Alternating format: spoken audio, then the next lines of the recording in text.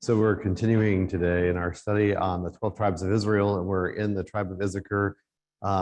As with last week, I tried to include a lot of different graphics that help us understand things a little bit better. So before we jump in, I'm just going to share some of those with you.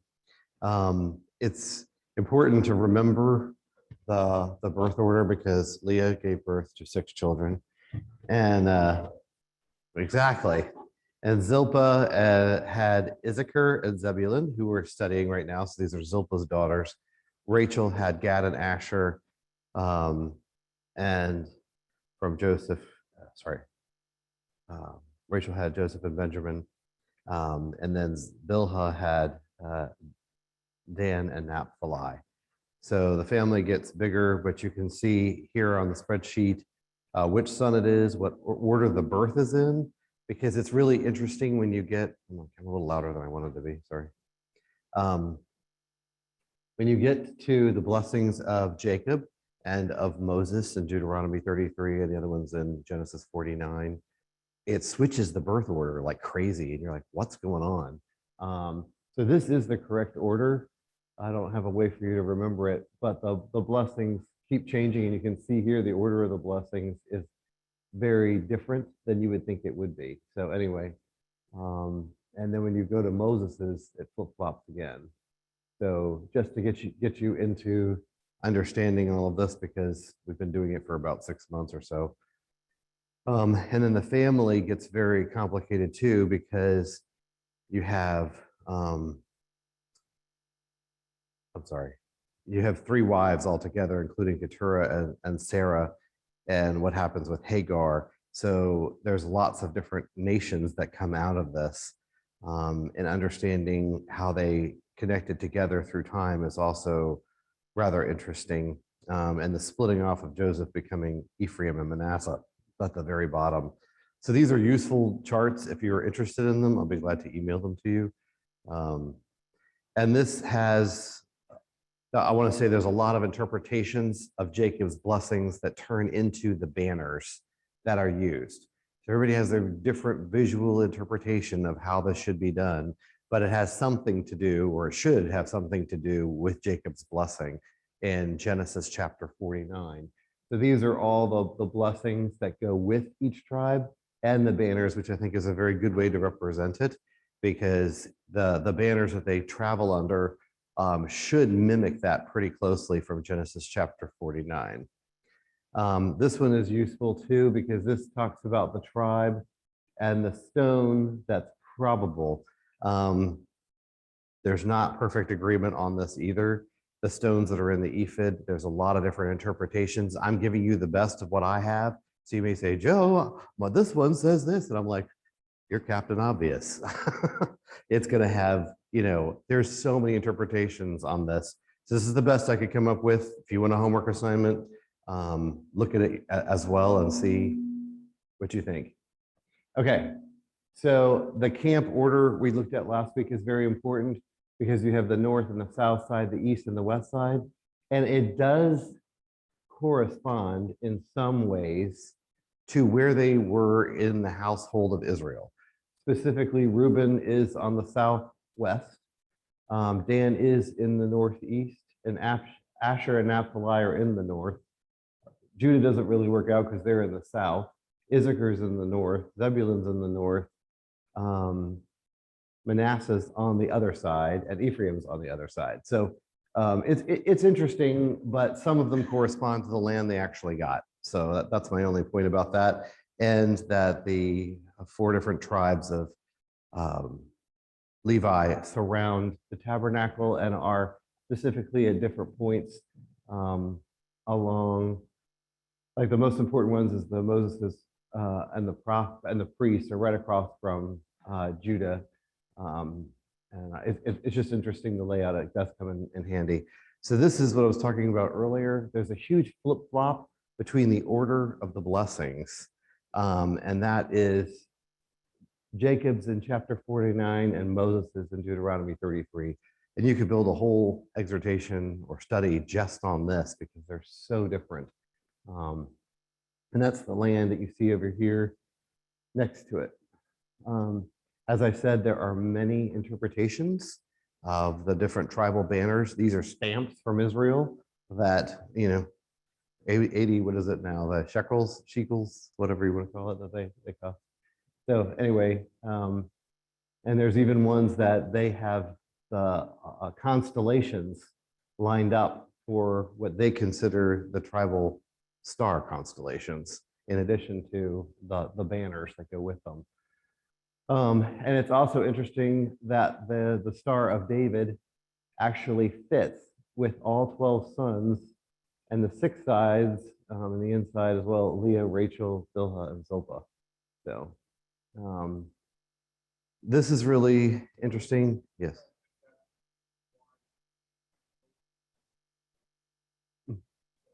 Yeah, I believe so. So it would fit the 12 tribes. So it's very interesting. And you see these pictorial pictures, but there's always one that's a little different than something else. This one's really interesting. It says, unlike Moses' blessings, Jacob's blessings are not all positive. Jacob chastises Reuben for going into his father's bed and curses Simeon and Levi for their murderous behavior at Shechem. The contrast to the final verse of the periscope, which refers to Jacob's blessings to his sons. The opening verse of this poem doesn't frame it all as a blessing at all, but as a prophetic prediction. And that's what's so interesting about all of these, is the predictions that come. And as we've been studying them, we've seen the fulfillment of it over and over again. So I'm going to skip through this and come back to it at a different time. There's a lot of information. There's more interpretations, as you see, of the 12 tribes and their banners. What's interesting is that this was borrowed, just like royalty of the House of David was completely borrowed. Everything that the coronations of England have today is all subtext to what happened with David and Solomon and all this. So in heraldry, which is, I used to love studying heraldry because I think it's really cool, it has the motto at the bottom, right? It has the crest, which, it goes across the top. It has the shield, and then there's symbology all over it. So for all of your family names, are you all familiar with your own family crests? Nobody. Oh my gosh, Mr. Adams, I'm not surprised. So, yeah. Well, the family crest is really cool because there's actually an office. Can you turn me down a little bit? I keep echoing. So there's an office of heraldry in Great Britain that does all this. And they determine where your family should be, and they'll make a new crest for you as the next generation all the way through. So it was very important many times because it was put on clothing, it was put on rings, it was put on many different things. But my point in all of this is just to show you really quickly, these are crests that borrow from the banners of Israel. So you may think it has no significance, but like I said, with royalty, with the House of David, it's all mimicked around the world and how it's done. So here you have the sword being used over and over and over again in it. For Judah, you have the lion, and you can say Great Britain borrowed from this, Babylon, so many different places. And this one, I believe, is the horse all the way through, and you can see it's just used over and over and over again. And Asher had the cup, or anything related to dainties. Naphtali had the deer, or the hart, as they call it in Great Britain. All this is borrowed from basically the heraldry of the tribal banners. This is the unicorn for Ephraim, with horn, which is used constantly as well. Issachar is the donkey. Dan is the eagle, and arrows for Manasseh. And then they have Benjamin being the wolf, and you can see how many times that's used as well. So this one's very useful, like I was talking about last time, to see which of the tribes went up and which one of the tribes went down. Between the first and the second census in Numbers chapter 1 and in verse 26. The one that went way down is Simeon. Who can tell me why Simeon's went down so far? Yes, Randy.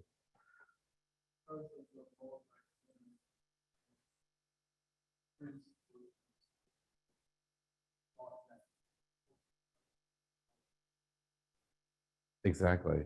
So you can see in a lot of these cases, there's a major wilderness experience event that reduced their numbers tremendously. And there's some that went up and some that went way up. So Issachar is one of the ones that we're going to be talking about that went up. Manasseh went hugely up compared to some others. But the one that went the farthest down was Simeon, and we've covered him already, but I'll share the notes with you later. This is also their battle formation of how many people there were per tribe and who went first and who went last, which is very useful when you're studying other things. And this is useful because it shows you exactly how many square miles versus how many people they had and the land that they got. So it's very interesting to sort of study this and see who got what based on their population. And this is, again, the promised land. There's a lot of ones that just show you a very slender prediction of that age before the Jordan River, but they were promised from basically the Nile to the Euphrates. So we'll see what happens when the kingdom actually gets here. So we're going to jump into the tribe of Issachar. And as we talked about last time, he was sort of born out of the controversy back and forth between the two wives and their servants. And out of that, Issachar was the fifth son to Leah and the ninth to Jacob. I'm not going to read all this for the sake of time. It's just going to be a quick review because I want to get into what we're going to study today. And this talks about the number of the fighting men of Issachar taken at the census in Sinai was 54,000. And during the time in the journey in the wilderness, they steadily increased, which is very cool. And then the allotment of Issachar lay above that of Manasseh. And they were in the northern territory with Naphtali. And this is really good because I was able to find a picture of his specific lineage, which is hard to find. So it says Issachar's sons Tola, Puvah, Jashub, and Shimron. And it says the sons of Issachar, Tola, and Puvah, Job, and Shimron. The first of these was the father of a numerous race in the days of David, and there was 22,600. The second was called Pua, and the third Jashub, and the fourth Shimron. In 1 Chronicles chapter 7, verse 1, and they were all heads of families that appeared from the places preferred to. So this gives you a sort of a picture of the major smaller tribes within the tribe of Issachar. And you see down here it says Dodo, and then Pua, then Tola. He's one of the judges we're going to be talking about that came through as well. So I'll go through this quickly, I know, but we've covered this territory. I'm just trying to give you a brief overview. So the blessing is that Issachar is a strong donkey lying down between the saddlebags. He saw that his resting place was good and that the land was pleasant. So he leaned his shoulder to bear the load and became a forced laborer. So I haven't come across where that actually happens in scripture yet, but I'm sure it's there. And this is just a painting of Jacob blessing his sons before he dies. Again, this is of interest that Issachar increases as opposed to many of the other tribes. And we've covered this a little bit, but they go up significantly. There is nothing significantly mentioned good or bad about Issachar in the wilderness campaign. So there is with a lot of the other ones. Who knows what the bad situation was with the tribe of Dan, but that's already been covered. Yeah. So one of the sons of Dan was the one who blasphemed against God, and they had to put him in some kind of jail until they figured out what God wanted to do with them, and the entire tribe had to wipe them out. With David, Korah, and Abiram, who remembers what tribes they were from? I'm sorry? Korah, Levi, sorry. Reuben was the other two, yeah. So one was a Levite and the other two were Reubenites, and their whole families were wiped out because of that controversy.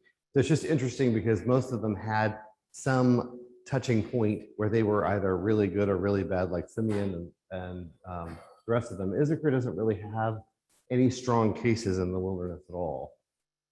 In Deuteronomy, it's said about Zebulun, and this is what's weird, is Moses sort of combines them all. He pushes these together with Zebulun, and he said about Zebulun, Rejoice, Zebulun, in your journeys, and Issachar in your tents.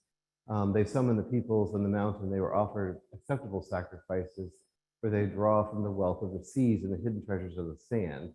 And then you kind of see several places in scripture where that's talked about.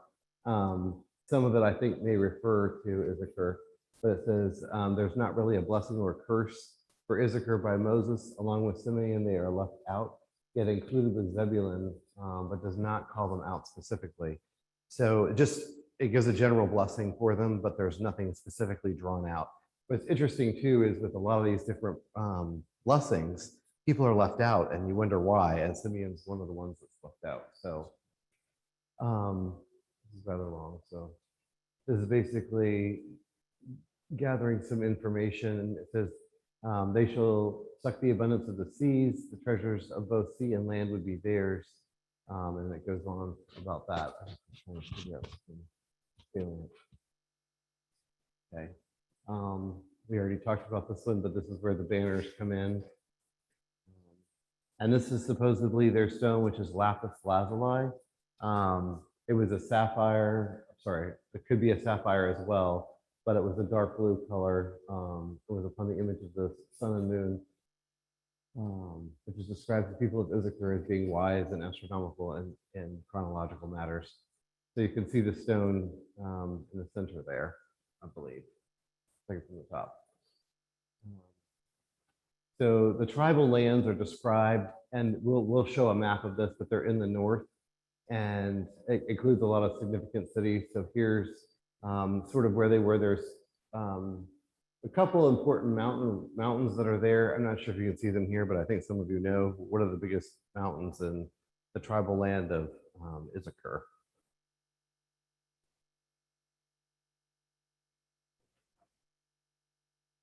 Yeah, that's one. And then there's also Mount Moriah and Mount Tabor. So those are all really significant because it does include some of that information in one of the predictions about them. Also, they were involved in the battle with Deborah over Barak. So these are the 7 stages of the battle and what actually took place.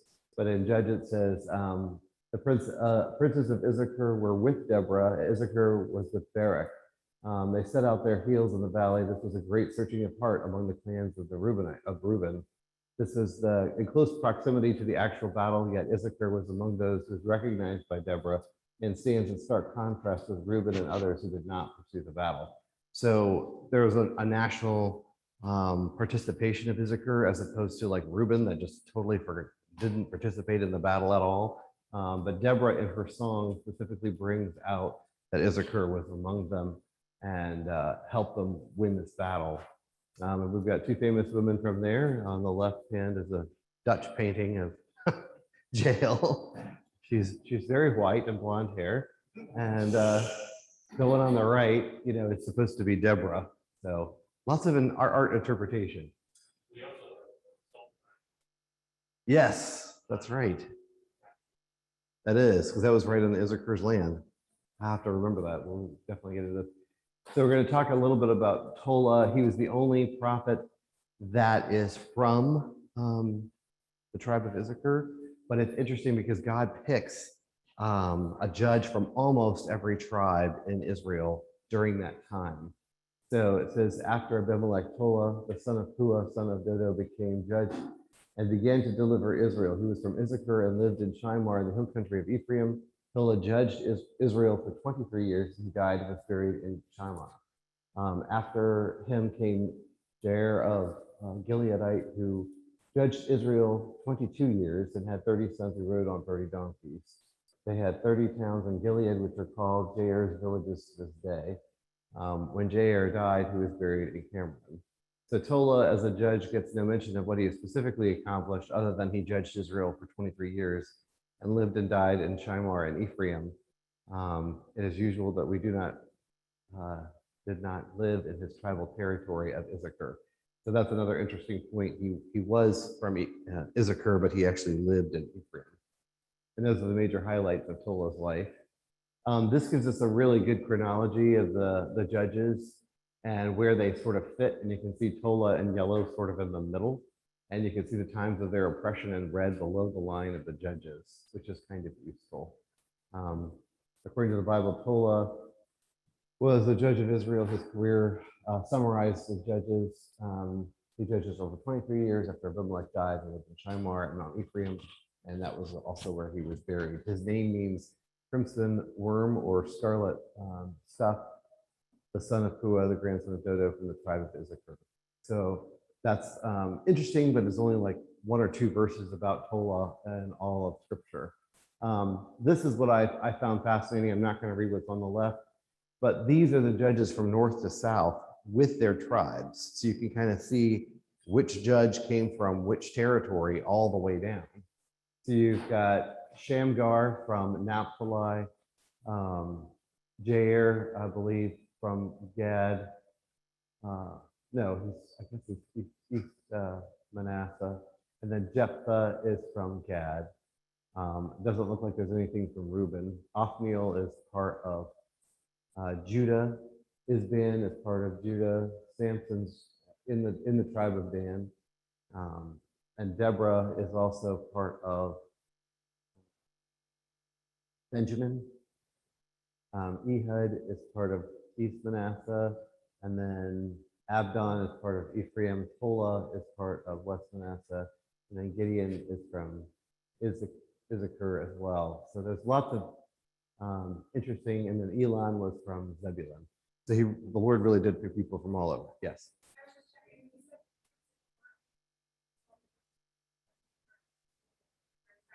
Read it. That's awesome.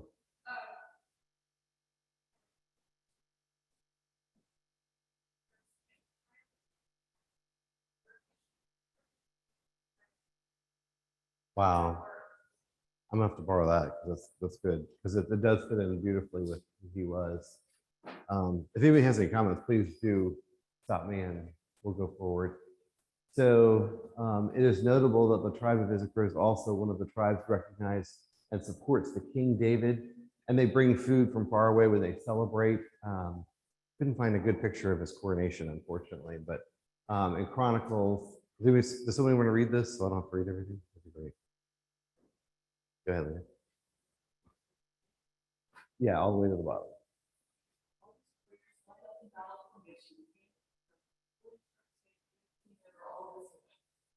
All the rest of Israel was also they spent 3 days there, eating and drinking. The relatives were delighted with them. In addition, the neighbors from as far away as Naphtali came and bought food and donkeys, camels, oxen, abundant provisions, flour, fig cakes, raisins, wine oil, So they celebrated many days during this time, and it's just showing you from the whole nation acted as one. And I think that's where you see a lot of strength in Israel, is when there is complete unity and all the tribes come out and do something like this, which is coronating him king. You kind of see it in many ways with Hezekiah's Passover. You see it with King Jehoshaphat when he goes to war. But there's so much division later on. It just gets worse and worse and more fragmented. But it's wonderful that you see Issachar at the battle with Deborah, that Issachar is part of the coronation with David. And also you're going to see it with the Passover with Hezekiah as well. Can anybody up at the front sort of read this, because that's what we're jumping into? David, can you read that one, or is that too small? Sure. Just read the first. Oh yeah, I'll read the first part. We don't hear a lot about the tribe of Issachar from the time of David until the time of King Hezekiah, when he hosted a nationwide Passover feast. Go ahead. All right, 2 Chronicles 30:13. A very large assembly of people was gathered in Jerusalem to observe the festival of unleavened bread in the second month. They proceeded to take away the altars that were in Jerusalem, and they took away the incense altars and threw them into the Kidron Valley. They slaughtered the Passover lamb on the 14th day of the second month. The priests and the Levites were ashamed, and they consecrated themselves and brought burnt offerings to the Lord's temple. They stood at their prescribed posts according to the law of Moses, the man of God. The priests sprinkled the blood received from the hand of the Levites, for there were many in the assembly who had not consecrated themselves. And so the Levites were in charge of slaughtering the Passover lambs for every unclean person to consecrate the lambs to the Lord. So Hezekiah had a very noble effort. He wanted to unite the country by bringing them together for the Passover. Not everybody was clean, including the priests hadn't completely prepared themselves. And so the story continues as to what happened, and it's specific to the different tribes that attended. You want to continue, David, or you want somebody else to do it? A large number of the people, many from Ephraim, Manasseh, Issachar, and Zebulun, were ritually unclean. Yet they had eaten the Passover contrary to what was written. But Hezekiah had interceded for them, saying, "May the good Lord provide atonement on behalf of whoever sets his whole heart on seeking God, Yahweh, the God of his ancestors, even though not according to the purification rules of the sanctuary." So the Lord heard Hezekiah and healed the people. The Israelites who were present in Jerusalem observed the festival of unleavened bread 7 days with great joy. The Levites and the priests praised the Lord day after day with loud instruments. Then Hezekiah encouraged all the Levites who performed skillfully before the Lord. They ate at the appointed festival for 7 days, sacrificing fellowship offerings and giving thanks to Yahweh, God of their ancestors. So don't we see kind of a microcosm of the kingdom age right here? That the king makes intercession for the people and makes them all acceptable. And then there's great rejoicing in Israel. I mean, this couldn't be a little bit more of a microcosm of the kingdom age than we see here. It's just so beautiful that he comes to the Lord and says, you know, please purify these people. And not only does he do that, but they are celebrating for double the amount of days that they could for the Passover. I'll hit you one more time, Dave. And you're tapped out. All right. The whole congregation decided to observe 7 more days. So they observed 7 days of joy. For Hezekiah, king of Judah, contributed 1,000 bulls and 7,000 sheep to the congregation. Also, the officials contributed 1,000 bulls and 10,000 sheep to the congregation, and many priests consecrated themselves. Then the whole assembly of Judah, with the priests and Levites, the whole assembly that came from Israel, the foreigners who came from the land of Israel, and those who were living in Judah rejoiced. There was great rejoicing in Jerusalem, for nothing like this was known since the days of Solomon, son of David, king of Israel. So in a way, you can say that people were spiritually starving for something like this grand celebration to bring people back together again and be whole. And that's exactly what happened here. So a lot of times when I read this stuff, I have a ton of questions, but I don't have all the answers. And even after researching it, I don't have answers. So these are 3 that I had. Why were these 4 tribes ritually unclean? We started to dive into that last time. Why were they all in the same area, touched each other, and they are all in the north? And what event could have made this situation for them? So the tribes that were unclean were mostly in the north, and I don't know what could have made them unclean. I still am trying to figure that out, but those are just some questions to think about. Yes.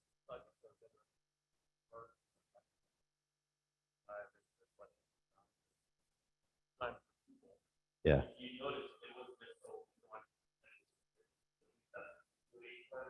All those are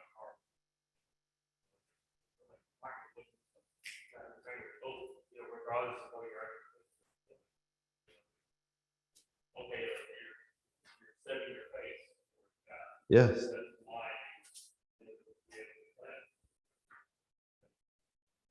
It is, because they had to have their heart in the right place in order to be cleansed. And you see a big difference here. And he does make up the difference for everyone who, like you said, had his heart set on the Lord. Does somebody else have a hand up? Yes.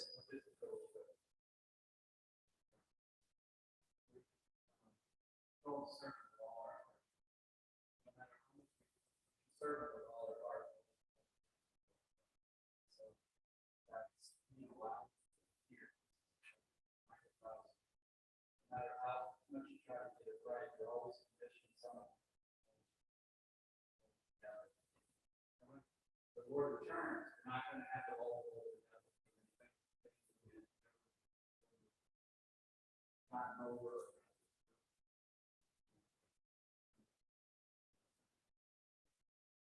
And the beauty of that is indescribable. It really is. And another example from the New Testament that follows the same pattern is when Christ tells the disciples to feed, I don't know if it was 4,000 or 5,000. And they said, this is more than a man's wages. And then Andrew is the one who says, well, here's what we've got. We got 2 fish, 5 loaves.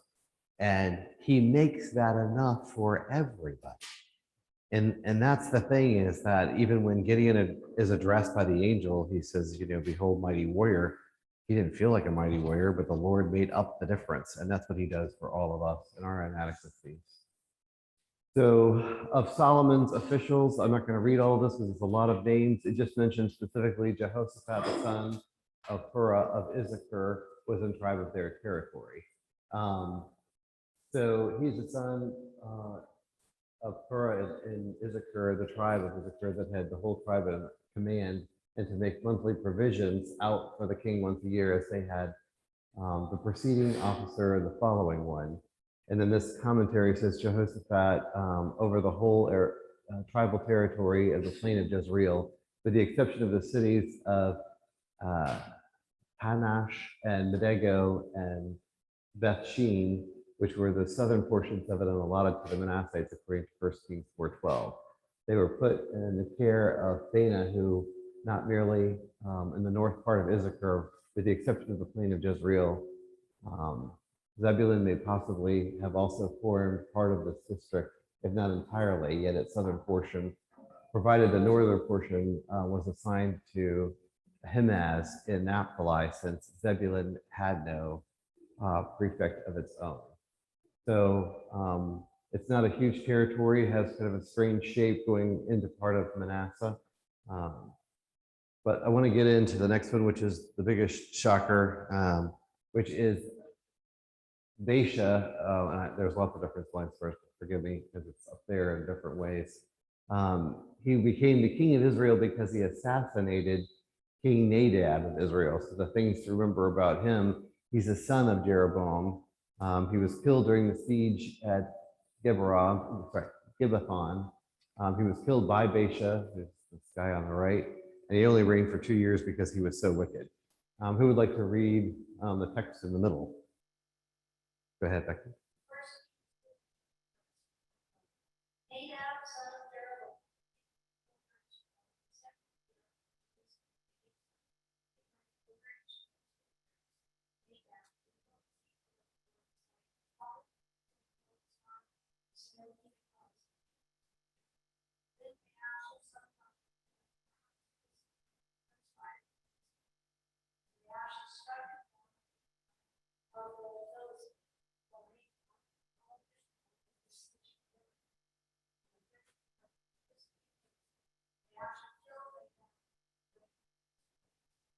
Okay, so there was warfare, obviously, between King Asa and Nadab, and then later, because Baasha took the throne, between Baasha and Asa.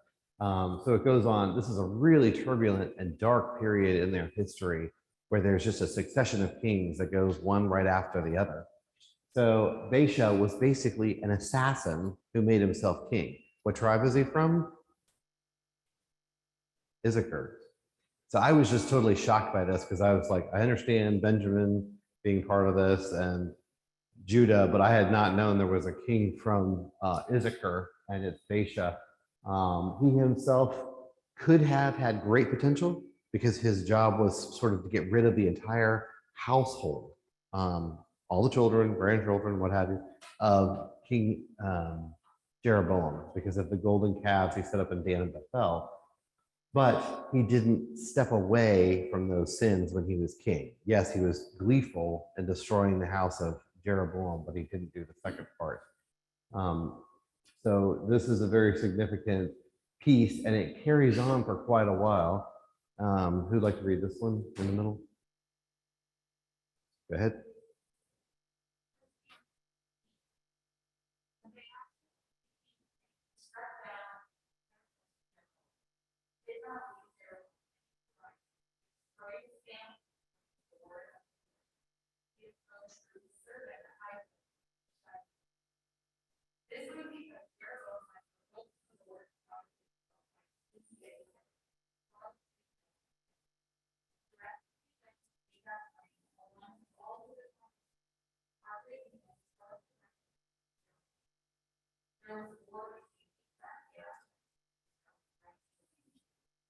Yep. So this, I want you to remember that little piece that there's war between Asa and Baasha, because this jumps all the way down to Jeremiah 41. So it's pretty bizarre that that happens.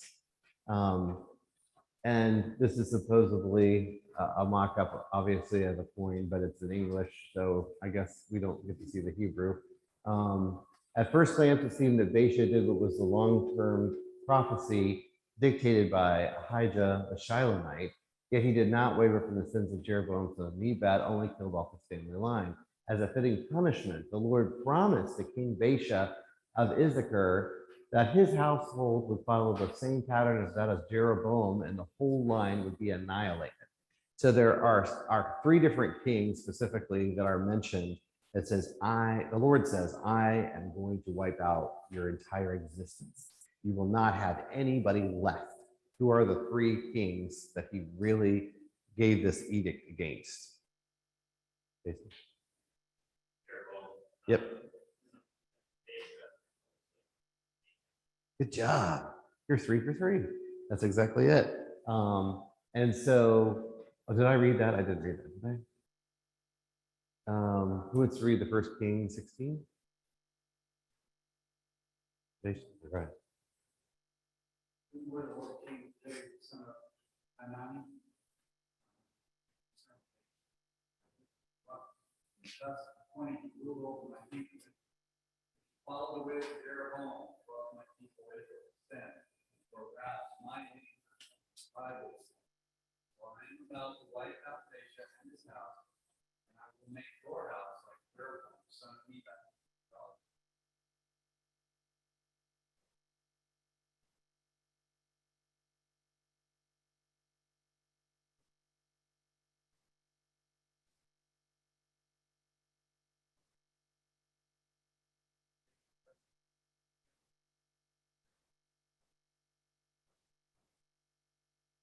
Eli isn't going to last long either. He's going to get. So it's interesting. Every single time this happens, kind of goes back to David and Goliath, right? What did David say to Goliath? What's going to happen to him and his family? I'm going to cut off your head and I'm going to feed you to who? Exactly. So this is a long-standing threat by Israel. So Baasha basically falls in line with the bad kings of Israel. He had so much potential, as did Jeroboam, son of Nebat, and lost it.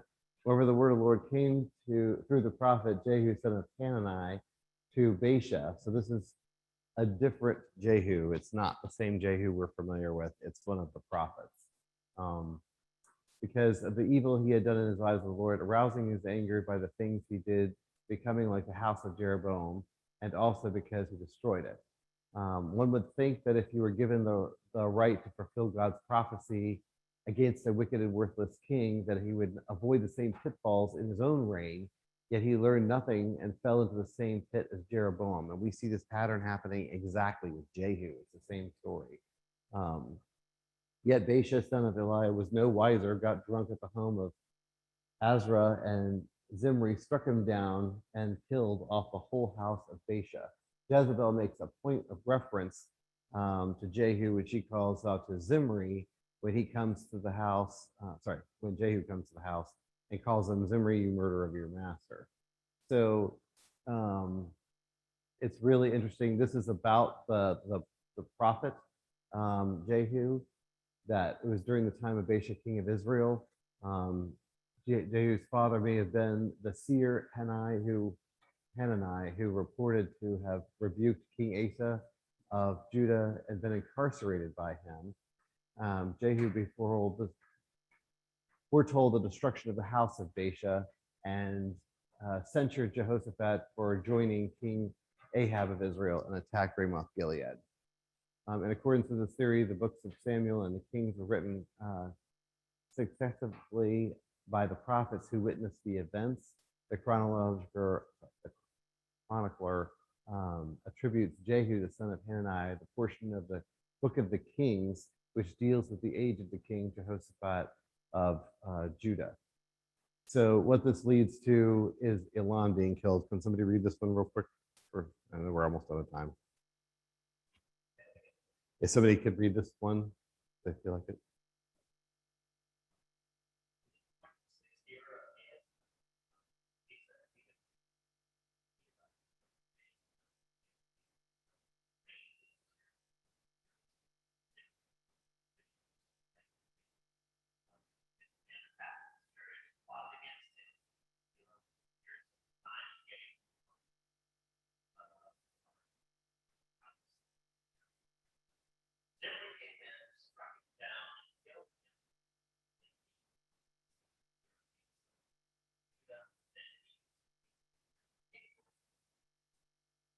Keep going. As soon as it began to rain, it was thrown, off Baasha's whole family. He did not spare a single male, whether relatives or friends. And Baasha worked for Baasha throughout the prophet. Because of all the sins Baasha and his son Elah had committed, and had caused Israel, so that they were obstinate with the Lord, God of Israel, by their worthless ways. That's what the other events of Elah's reign. There are not both of the animals. So Zimri did all of this and got rid of the house of Baasha and before the Lord. And then the place we'll pick it up next week is he gets caught and he basically sets this huge palace on fire and burns himself up, which is pretty exciting stuff. Sort of like the end of it. So tune in next week and for this exciting conclusion of Issachar. Thanks.